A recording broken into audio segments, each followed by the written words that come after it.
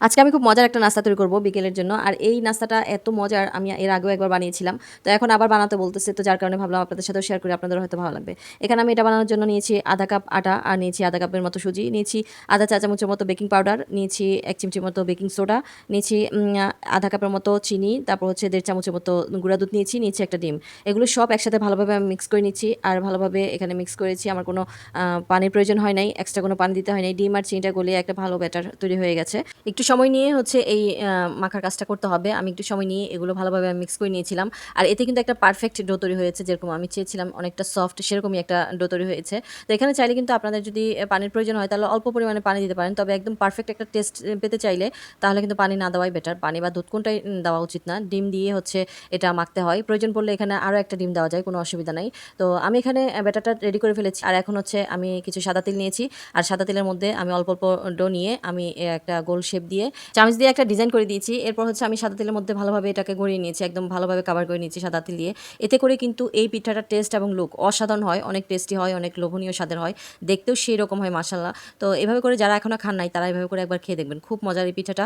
আর দেখতেও কিন্তু অসাধারণ হয়, যে কোনো কেউ একবার দেখে কিন্তু এটা অনেক পছন্দ করবে। তো আমি হচ্ছে একে একে করে এভাবে করে সবগুলো পিঠাই আমি তৈরি করে নিয়েছি। আর ভালোভাবে এগুলো তৈরি করে আমি হচ্ছে এখন চলে যাব চুলায়। আর এগুলো ডুবো তেলে আমি ভেজে নেব। তেলটা হালকা একটু গরম হয়েছে, আঙুল চেবানো যায় এরকম একটা অবস্থায় গরম হয়েছে, মানে একদম অল্প গরম হয়েছে যখন, তখন হচ্ছে আমি সবগুলো পিঠা এখানে ছেড়ে দিয়েছি। আর ডুবো তেলে ছাড়ার পর এটা কিন্তু উপর দিয়ে ভেসে চলে আসে। পারফেক্ট ডো হলে কিন্তু এরকমই উপরে এরকম ভেসে চলে আসবে। তো আমার হচ্ছে তেলে দেওয়ার কিছুক্ষণের মধ্যেই, কয়েক সেকেন্ডের মধ্যেই সবগুলো উপর দিয়ে চলে এসেছে। আর একদম সুন্দরভাবে সবগুলো পিঠা ফুলে ফুলে যাচ্ছে। তো এইভাবে করে কিন্তু আপনারা বাসায় ট্রাই করতে পারেন, খুব মজার একটা পিঠা হয় এটা। আর যখন এটা আমি চুলায় তেলে ভাজতেছিলাম তখন হচ্ছে আমি মিডিয়াম আছে একদম সময় নিয়ে ভাজতেছিলাম, কারণ এটাতে যেহেতু ডিম দেওয়া হয়েছে আর সাদা তিল আছে, এটাতে কিন্তু খুব দ্রুতই কালার চলে আসবে। যার কারণে একটু সময় নিয়ে হচ্ছে এই পিঠাটা ভাজতে হয়। একটু সময় নিয়ে পুট ভালোভাবে একদম ভেতর থেকে যাতে করে হয়ে আসে সে পর্যন্ত সময় নিয়ে হচ্ছে এটা ভাজতে হয়, নয়তো কিন্তু ভিতরে কাঁচা থেকে যায়।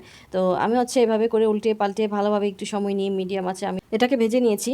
আর এই নাস্তাটা যে এত টেস্টি হয় এইটা কিন্তু যে কোনো কেউ বাসায় মেহমান আসলে হুটহাট এটা বানিয়ে দেওয়া যায় খুব সহজে, অল্প সময়ে এটা তৈরি করা যায় আর খুব অল্প উপকরণে। আবার বাচ্চাদের টিফিনে বা বিকেলের নাস্তার জন্যও কিন্তু এটা খুব ভালো যায়।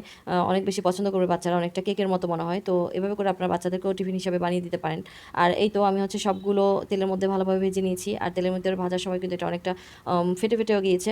তো এইভাবে করে খুব টেস্টি একটা পিঠা আপনার বাসায় তৈরি করতে পারেন খুব সহজেই। তো আমি হচ্ছে সবগুলো পিঠা বানিয়ে নিয়েছি। আর এত সুন্দর হয়েছে, একদম ভেতর থেকে পারফেক্ট একদম কেকের মতো মনে হচ্ছিল। হঠাৎ মেহমান আসলে কিন্তু বাসায় এটা যদি বানিয়ে দেন সবাই কিন্তু খুব পছন্দ করবে।